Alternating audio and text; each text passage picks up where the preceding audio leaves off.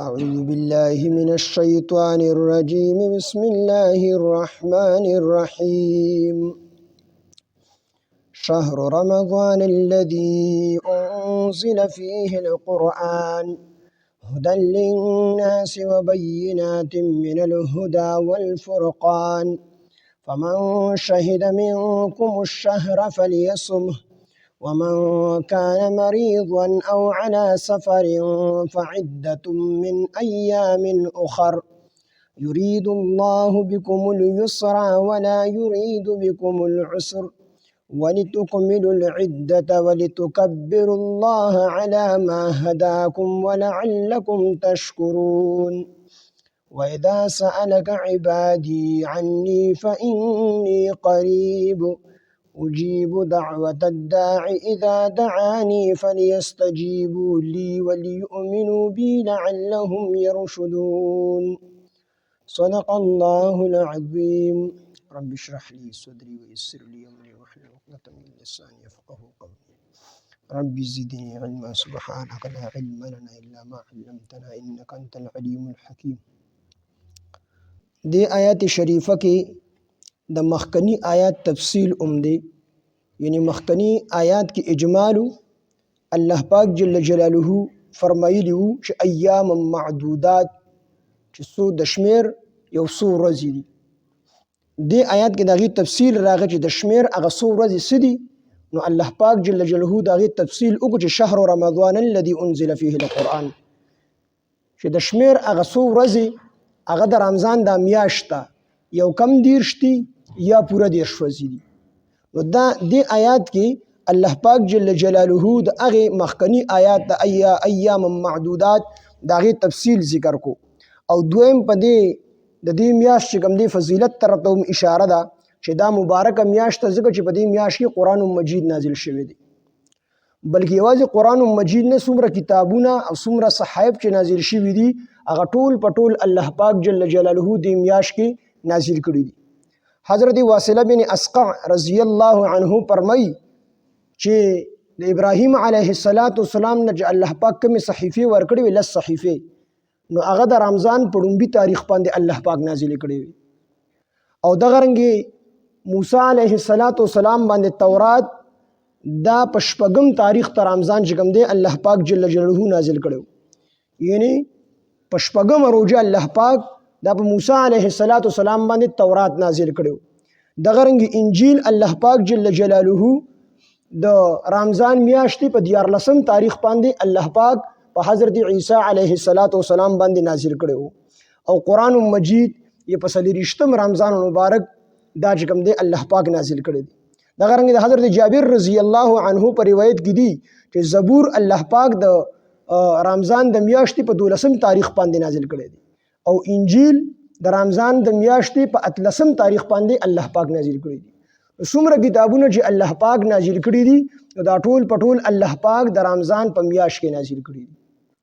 خو قرآن مجید دته یو جدا خصوصیت حاصل دی، ځکه چې څومره کتابونه دي، کو تورات دی، کو زبور دی، کو انجیل دی، نو دا الله پاک په یو ځای باندې نازل کړي دي. بس یو پیر موسی علیه السلام ته په کوه طور باندې غون کتاب الله پاک ورکړی دی.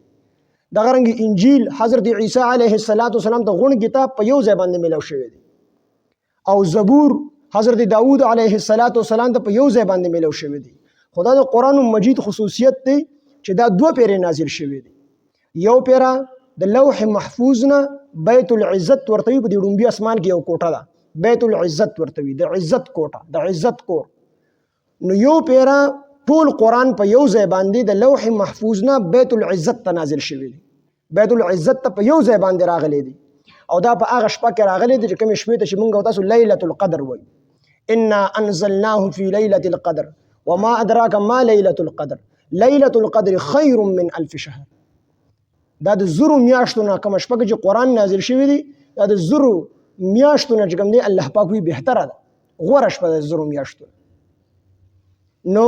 د قرآن نزول یو پیرا د لوح محفوظ نه بیت العزت ته په یو پیرا باندې شوی دی، او بیا د بیت العزت نه موقع په موقع باندې او وخت په وخت باندې په نبی علیه السلام باندې به د هغې نزول کېدو.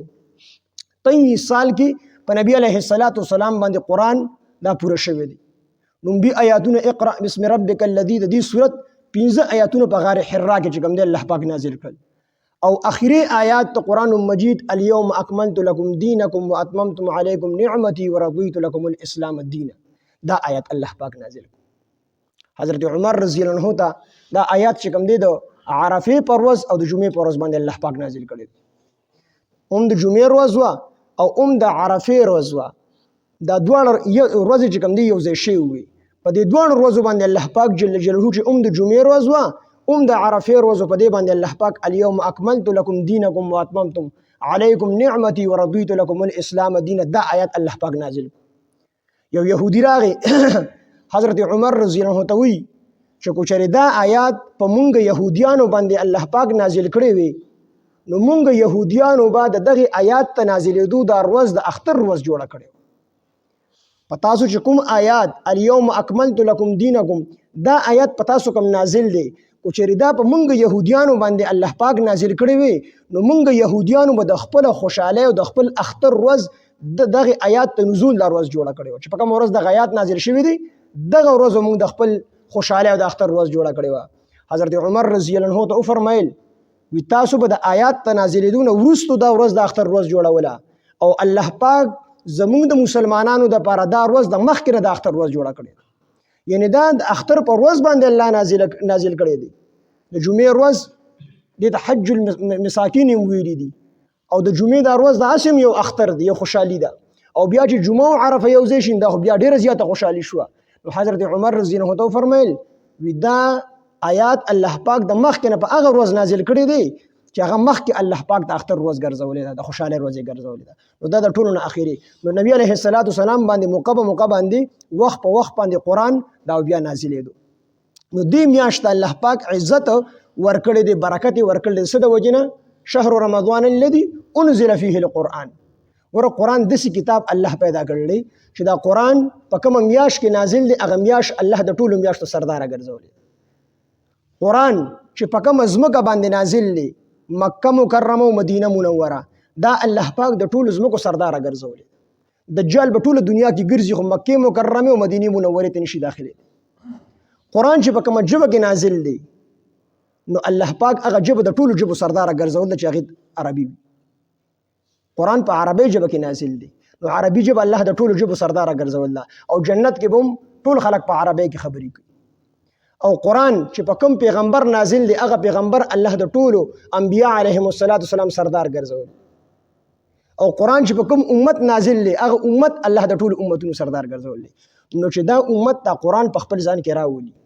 او په دې قرآن باندې عمل وکړي نو الله پاک جل جلاله بدل ډیر لوی شان ورکړي اسنه هم دا امت اوچت دی او چې په قرآن باندې عمل وکړي او دا د خپل ژوند مقصد جوړ کړي نو الله پاک جل جلاله به دا خلق هم اوچت کړي نو دلته الله پاک جل جلاله فرمای چې شهر رمضان الذي میاشت رمضان هغه ده انزل چې نازل کړل شوی دی فيه القرآن په دې کې قرآن هدن دا قرآن هدایت دی للناس د خلکو د پاره دا قرآن د خلکو د پاره د هدایت ذریعہ ده قرآن چې چا د انصاف په غوګونو سره اوریدلی دی الله ته هدایت نصیب کړی دی چا چې د انصاف په سترګو سره کتلی دی الله ته هدایت نصیب کړی دی نو قرآن دا د هدایت ذریعہ ده وبینات او واضح دلایل دی من الهدى د هدایت واضح دلایل دی په دې قرآن کې چې انسان قرآن اولولي او دی په قرآن پوهیږي نو خود به خود به دې چې کوم دی کوازلی بدبخت نه الله پاک په دې دلته چې کوم دی ایمان نصیب کړي وبینات او واضح دلایل دی من الهدى د هدایت نه یعنی د هدایت والفرقان او دا قرآن فرق کوونکی دی په حق او باطل کې چې دا کار حق دی دا باطل دی دا دین حق دی دا باطل دی فمن شهدا پس څوک چې حاضر شو منکم د تاسو نه الشهر دی میاشته فلیصم نو دې روجي ونیسي اوس د دې آیات سره د مخکنی آیات هغه اختیار ختم شو چې الله پاک جل جلاله اختیار ورکړو کو فدیه ورکړو کو روجه نیسي خو بیا هم الله فرمایلو چې البته روجه تاسو د لپاره بهتره ده او انت کې الله پاک په ابتدا د اسلام کې اختیار ورکړو کو روزه نیسی کو فدیه ورکړي دلته کې چې دا آیات نازل شو هغه عام اختیار ختم شو نه الله فرمایل چې فمن شهد پس څوک چې حاضر شو منکم لتاسنا الشهر دی میاشت د رمضان دی میاشت فلیصم پکار د چې دی روزي ونیسی یعنی دی روجي دی اوس خامخا روجي ونیسي. اوس پکې دا خبره نشته دی چې کو روجه نیسي او فدیه ورکړي، هغه خبره الله پاک ختم کړه ده. کو روجه نیسي او کو فدیه ورکړي نو فلیصم. نو دین ډیر زیات مسائل چې کوم دي ثابتېږي. یو دا چې الله پاک وجه ومن شهدا پس څوک چې حاضر شو منکم لتاسونه الشهر دی میاشتا فلیصم نو اغلا پکار دي چې د دې میاش روجي ونیسي. نو د حاضرین څه مطلب چې دغه صلاحیت موجودي د روجې د نیولو صلاحیت پکې ذاتی طور موجودي او دغه رنګي وقتی طور پکې موجودي. مطلب دا چې یو سړی په دې میاش کې د میاش تر رمضان اومندله په داسې حال کې چې دی لیونی نه دی روغ دی، دی کافر نه دی مسلمان دی، او دغه رنګ دی نابالغ نه دی بالغ دی. دغه رنګ زنانو د پاره هغه زنانه چې د حیض او د نفاس نه پاک وي نو چې د ټولو شرطونو سره یې دا کس په روژه نیسي. اوس کو یو زنانه په حیض او نفاس کې د دې ته دغه ټایم کې روژه معاف ده. دغه رنګ یو کس چې کوم دی کافر دی نو کافر شو کافر او لیونی شو او نابالغ شو هغه د دې آیات مخاطب نه دي، یعنی د دې دا آیات دغه مخاطب نه دي. څه مطلب په دغه لیونی باندې په دغه لیونی باندې په دغه نابالغ باندې په دغه کافر باندې روژه فرض نه ده، روژه به فرض نه ده. دغه رنګ دی کې ذاتی صلاحیت نشته دی، دی باندې فرض نه ده. دویم کومه ښځه چې د نفاس په حالت د نفاس کې ده، کم زنانه چې په حالت د حیض کې ده، کم محوري بیماری شي په هغې کې ده، او دغه رنګ چې کم سړی په سفر باندې دی،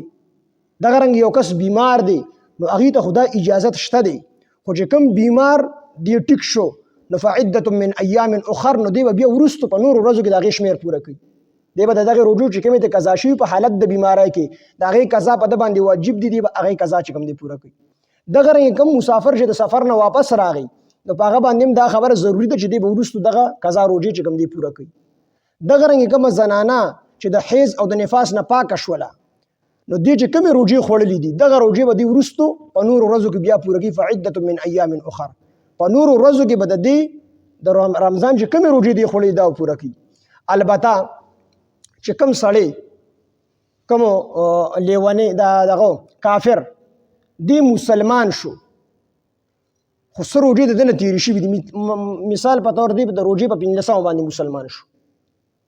نو په ده باندې دا تېرې شوي روژې نشته دي دا 15 ځکه په دې کې خو ته دا حکم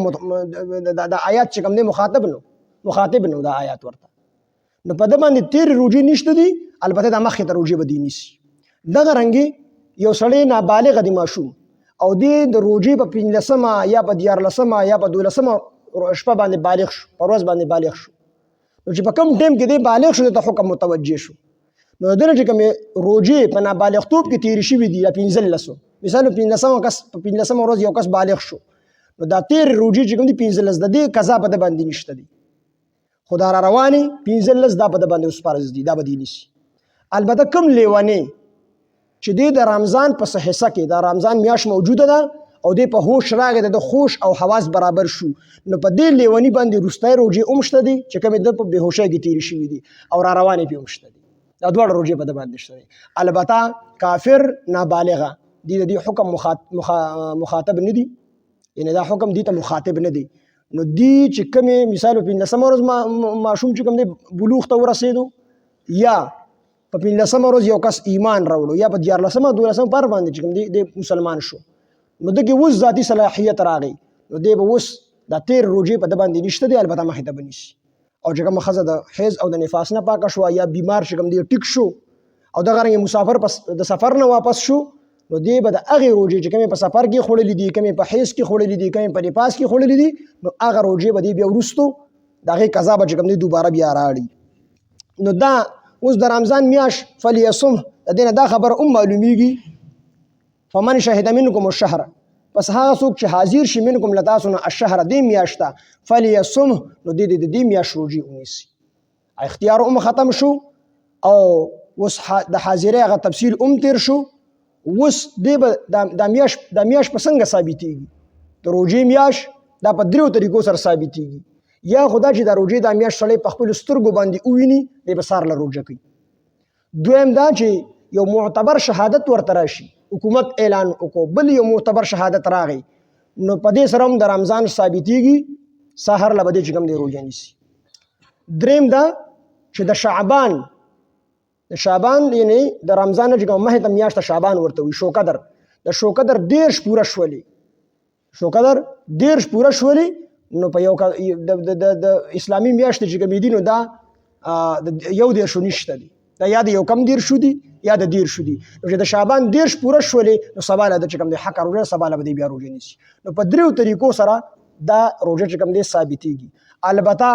چې د سبا له مثال په تور د شعبان چې کوم دی یو کم 13 ده، حکومت اعلان نه دی کړی، د په خپل باندې میاشت نه دی لیدلې، اسمان کې وریځ ده، نو دغه روژه چې کوم دی د یو کم 13 چې دته هیڅ قسمه شهادت نه دی راغلی، نه د خپل لیدلې ده، نو ته چا ویلې دي، او اسمان کې چې کوم دی وریځ ده، نو دغه یو کم 13 د شعبان ته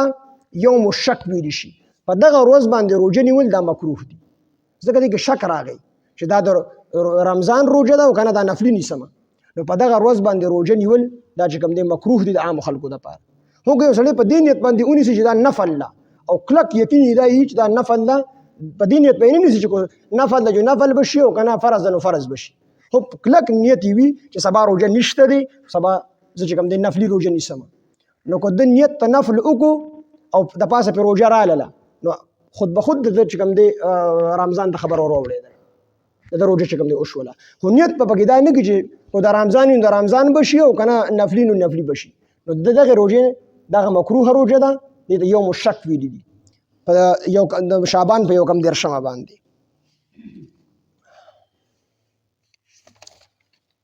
شهر رمضان الذي میاشت رمضان هذا انزل چې نازل کړی شوی دی فيه په دې کې القرآن قرآن هدن دا قرآن هدایت دی، سبب د هدایت دی للناس د خلقو د پاره، وبینات او واضح دلایل دی من الهدى د هدایت نه واضح دلایل دی د قرآن کې، والفرقان او دا قرآن فرقان یعنی فرق کوونکی دی په مابین د حق او د باطل کې. فمن شهد پس هغه څوک چې حاضر شو منکم له تاسو نه شهر د میاشته فلیصمه نو دې د دې میاشت روژې ونیسي. ومن کان مریضا او هغه څوک چې مریض او علی سفر یا په حال په سفر باندې وي فعدة پس دې شمیر پوره کې من ایام اخر د نور ورځونه. نو دا مهد دا آیات مهد تیر شوی دی، من کان مریضا او علی سفر فعدة من ایام اخر، دا آیات چې کوم دی مخه ته تیر شوی دی، نو بیا ولې الله پاک راوړو دا آیات وی دی د دې وجې نه راوړو چې مخه ته کوم آیات تیر شوی دی، نو په هغې کې دا خبره وه چې دی مسلمان د روژې د نیولو هم اختیار او د فدیې ورکولو هم اختیار. نو دغه آیات فمن شهد منکم الشهر فلیصم سره منسوخ شو، د هغې حکم ختم شو، بلکې اوس چې هر سړی د فدیې حکم ختم شوی دی، اوس چې کوم سړی د صلاحیت لري او د رمضان ته حاضر شو نو دی به اوس خامخا روژه نیسي، فدیه ورکول پکې نشته دی. نو د دې آیات سره وروستو دا خبره هم وه د دې مخکې آیات سره من کان مریضا او علی سفر فعدة من ایام اخر،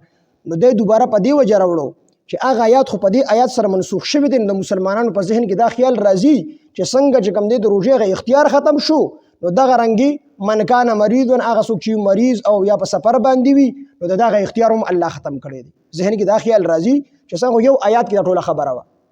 چې الله پاک څنګه د مخې ته اختیار ختم کو چې روژه نیسي کو فدیه ورکوي، نو څنګه چې دغه اختیار ختم شو نو ذهن ته دا خیال راځي د انسان په ذهن کې چې د هغې حکم سره به دا حکم هم ختم شوي چې مخکې الله حکم کړی چې کوم سړی په سفر باندې دی نو هغه ته هم روژه معاف ته کو نیسي او کو نه نیسي. دغه رنګې چې کوم سړی بیمار دی نو هغه ته هم الله پاک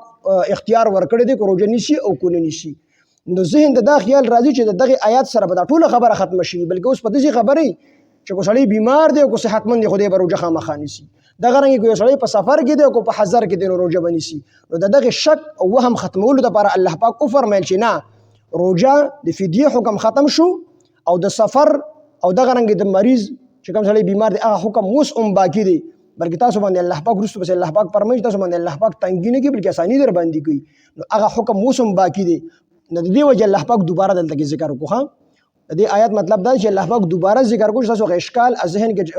کومه خبره راغلی ده چې هغه خبره ختم شي چې د مریض هغه حکم او دغه رنګ د سفر هغه حکم اوس هم باقي دی. ومن کان هغه څوک چې وي مریض او علی سفر یا په سفر باندې وي فعدة من ایام اخر نو شمیر دی پوره کې من ایام اخر د نور ورځونه د دې د رمضان دا شمیر پوره کې چې کومې روژې خوړلې دي نو د عام ورځو د غیر رمضان نه د دې نور شمیر پوره یو لس روجي خوړلې دي نو لس دې ونیسي، کو 5 خوړلې دي نو 5 دې ونیسي. وروسته پس الله فرمایي یرید الله غواړي الله تعالی بكم پتاسو باندې اليسر اسانی، الله در باندې اسانی غواړي په سفر کې د الله اسانی راوسته. بیمار اوس کو الله پاک وی چې بیمار پر حالت کې بروجه نیسي نو بیا بچا چل کو، خو نه الله پاک په خپل انسان باندې ډېر مهربان دی، په خپل مخلوق باندې خصوصا انسانانو مسلمانانو باندې. نو الله پاک په انسانانو باندې تنګي نه غواړي بلکې اسانی په غواړي. یرید الله غواړي الله پاک بكم پتاسو باندې اليسر اسانی، ولا یرید او نه غواړي الله پاک بكم پتاسو باندې العسر تنګي او سختی را باندې الله نه غواړي بلکې اسانی در باندې غواړي. د دې وجه الله پاک تاسو ته د مریض په حالت ته مرض کې روزه معاف کړله او دغه رنګ په حالت ته سفر کې ته اختیار درکو. ولتکملوا العدة د پاره دی چې تاسو پوره کړئ شمیر، تاسو د پاره دی چې کومې روزې تاسو په حالت ته سفر کې یا په حالت ته بیماری کې په حالت ته حیض او د نفاس کې خوړلې دي نو د هغې شمیر د نورو ورځو نه پوره کړئ. ولتکملوا العدة د پاره دی چې تاسو پوره کړئ العدة شمیر، یعنی د نور ورځو نه شمیر پوره کړئ. ولتکملوا او د پاره دی چې تاسو پوره کړئ العدة شمیر. ولتکبروا الله او د پاره دی چې تاسو لوی بیان کړئ د الله تعالی علی ما په هغه څه باندې هداکم چې تاسو ته هدایت کړی دی، تاسو ته الله پاک هدایت کړی دی، د دین علم درته اخو اسانی درته راوستله. ولعلکم او د پاره دی تشکرون چې تاسو شکر وباسئ، تاسو د الله شکر وباسئ په دې نعمت چې الله پاک درته په روزه کې اسانی راوستله او الله پاک د ثواب نه کمی چې کومې روزې د خوړلې نور ورځو کې دی ونیولې الله د پوره ثواب درکوي په شرط دی چې تا د عذر د وجې نه خوړلي. واذا سألک او هر کله سألک چې ستانه سوال وکړي عبادي زما بندگان عني زما په باره کې فإني قریب نو بېشکه زه نږدې یم. رسول الله صلی الله علیه وسلم له څه خلک رالل ورته وی د الله پیغمبره موږ د خپل رب نه دعا غواړو نو آیا زموږ د رب دا نږدې دی او کو لرې دی؟ او زموږ د رب لرې وي نو چې موږ په تیزه باندې دعا غواړو، او کو زموږ د رب نږدې نو چې موږ خپل رب په چپه باندې رابلو، کو لرې چې چغې ورته وو او کو نږدې چې په دمه دمه د خپل رب نه دعاګانې غواړو. نو الله پاک جل جلاله دا آیات نازل کو. او دویمه خبره ده چې مخې ته چې کوم آیاتونو کې د روژې احکامات تیر شو، وروستو په دې نورو آیاتونو کې د اعتکاف احکامات را روان دي. نو په منځ کې الله پاک جل جلاله په خپل فضل سره دا خبره راوستله چې زما د بندگانو کو تاسو دعا زمانه غواړئ نو زه ستاسو دعا اورم او ستاسو دعا به قبلوم خو تاسو به زما احکامات منئ، زما د احکاماتو پابندي به کوئ. نو دلته کې الله پاک فرمایي واذا سألک او هر کله چې لتان سوال وکي عبادي زما بندگان، نبی علیہ السلام الله فرمایي عني زما ببارک فإني قریب پس نو بشک زه نږدې یم. اجیب دعوت الداعی، اجیب ز قبلوم دعوت الداعی دعا د دعا کوونکی، اذا دعانی هر کله چې دعا غواړي زمانہ فلیستجیبوا پس نو پکار د چې حکم اومني دوی لی زما وليؤمنوا او پما ایمان او وليؤمنوا او دوی ایمان راوړي بي پما باندې لعلهم د پاره دي چې دوی يرشدون هدایت عمومي. نو دې آیات کې الله پاک جل جلاله د دې خلکو جواب وکړي چې نږدې یم، بلکې الله پاک جل جلاله د مړی د رګونو نه نږدې دي زیات. نو کو تاسو په تیزه دعا کوئ کو په دمه دعا کوئ، البته په دمه باندې دعا کول دا چې کوم دی بهتر دي، او خاص کر په روژه کې دعا الله پاک جل جلاله چې کوم دی قبلي للصائم عند فطره دعوه مستجابه. دو په روژه کې د افطار په وخت کې چې کوم سړی روژه ماتي په کوم ټیم کې په دغه ټیم کې دعا خامخ الله پاک جل جلاله قبلي، په دغه ټیم کې دعا قبليږي. عبد الله بن عمر رضی الله عنهما په ټول خلک چې کوم دی د خپل کور راغون کړل او ټول په جوم باندې دعا کوله. نو دعا غواړي اسیم غواړي او په روژه کې خصوصا دعا وخت ډیر ضروری دی. شهر رمضان الذي میاشت رمضان هغه دا انزل چې نازل کړل شوی دی فيه پدې کې قرآن هدن دا قرآن هدایت دی، یعنی سبب د هدایت دی للناس د خلکو د پاره وبینات او واضح دلایل دی من الهدى د هدایت دی کې واضح دلایل دی د هدایت والفرقان او د قرآن فرق کوونکي دی په مابین د حق او د باطل کې. فمن شهد پس هغه څوک چې حاضر شي منکم له تاسو نه الشهر د میاشت فلیصمه نو د دې میاشت روژې ونیسي. ومن کان مریضا او هغه څوک چې مریض وي او علی سفر یا په سفر باندې فعدة پس نو د شمیر پوره کې من ایام اخر د نور ورځونه. یرید الله غواړي الله پاک بكم پتاسو باندې اليسر اسانی ولا یرید او نه غواړي الله پاک بكم پتاسو باندې العسر تنگی ولتکملوا او د پاره دې چې تاسو پوره کړئ العدة شمیر د نور ورځونه. ولتکبر الله او د پاره دې چې تاسو لوی بیان کړئ د الله علامه په هغه څه هداکم چې هدایت کړی دی تاسو ته ولعلکم او د پاره دې چې تاسو تشکرون شکر وباسئ تاسو د الله د نعمتونو شکر وکړئ. واذا سألك او هر کله چې سوال وکړي تانه عبادي زما بندگان عني زما مبارک فاني قریب پس نو بشک ز نږدې یم اجيب دعوه الداعي ز دعا قبلهم اجيب ز دعا قبلهم دعوه الداعي دعا د دعا غوښتونکي اذا دعاني هر کله چې هغه دعا غواړي زمانہ فليستجيبوا نو پکار د چې دوی حکم امنی لی زما ولی یؤمنو او ایمان روړي بی په ما باندې لعلهم يرشدون د پاره دی چې دوی هدایت عمومي. شهر رمضان الذي میاشت رمضان هغه دا انزل فيه القرآن چې نازل کړی شوی دی په دې کې قرآن هدى للناس دا سبب د هدایت د خلکو د بار او بینات من الهدى او واضح دلایل د هدایت والفرقان او فرق کوونکي د مابین د حق او د باطل کې. فمن شهد پس ها څوک چې حاضر شي منکم لتا سنا شهر دی میاشت فلیصم نو دې میاشت روژې ونیسي. ومن کان مریضا او هغه څوک چې مریض وي او علی سفر یا په سفر باندې وي فعدة من ایام اخر نو پورا دی کې شمیر د نور ورځونه. یرید الله بكم اليسر ولا يريد بكم العسر اراده یرید الله غواړي الله تعالی بكم اليسر پتا سو باندې اسانی ولا يريد نو غواړي الله پاک بكم العسر پتا سو باندې تنگي. ولتکملوا العدة د پاره دې تاسو پورا کې شمیر ولتکبر الله د پاره دې تاسو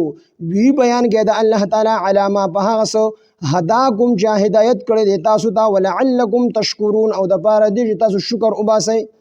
واذا سألك او هر کله چې سوال وکړي تانه عبادي زما بندگان عني زما په باره کې فاني قریب بشک ز نږدې یم اجيب ز دعا قبلهم دعوه الداعي دعا د دعا غوښتونکي دا دعانه هر کله چې غواړي دعا زمانہ اذا دعانه هر کله دعا چې دعا غواړي ني زمانہ فليستجيبوا پس پکار دا چې دوی حکم امنی لی زما ولی یؤمنو ایمان روړي بی په ما باندې لعلهم يرشدون د پاره دی چې دوی هدایت عمومي. الحمد لله رب العالمين والعاقبة للمتقين والصلاة والسلام على سيد الأنبياء والمرسلين وعلى آله وأصحابه أجمعين. إله العالمين تسمون رازش لوی والا ټول ګناهونه معاف کړي خدای پاک څومره غلطي کوتاهي زمونږ شوي الله مونږ ته معاف کړي. الله العالمین مونږ ټولو ته د قرآن پوهه د قرآن فهم راکړي خدای پاک څومره درس مونږ وکړو الله خالص ته خپلې رضا یې وګرځوي الله په خپل دربار کې قبول او منظور کړي. الہ العالمین دا په خپل دربار الهي کې په خپل فضل کرم احسان سره قبول او منظور او فرمای. الہ العالمین د دې برکت زموږ په دې ټول کلي کې خواره کړي خدای. الہ العالمین مونږ ټولو ته د قرآن پوهه د قرآن فهم راکړي خدای پاک. الہ العالمین څومره بیماران دي ټولو ته شفای کامله عاجله مستعمره ورکړي خدای. څومره قرضدار یې قرضونه اخلاص کړي. الہ العالمین څومره پریشانه حال یې پریشانۍ ختم کړي. الہ العالمین د دې ثوابونه زموږ مشرانو کشرانو لوی وړو ټولو ته ورسوي خصوصا زموږ والدین محترمین وفات شوي دي زموږ په دې مجمع کې چې چا والدین محترمین وفات شوي نور څوک وفات شوي الہ العالمین د دې پوره ثوابونه هغوی ته ورسوي. الہ العالمین د دې پوره ثوابونه هغوی ته ورسوي خدای د قرآن په برکت سره. الہ العالمین کم خلک چې په عذاب کې مبتلا دي الہ العالمین عذابونه دې اوچت کړي. الہ العالمین کم خلق ته بخلي دی الہ العالمین درجات بلند کی.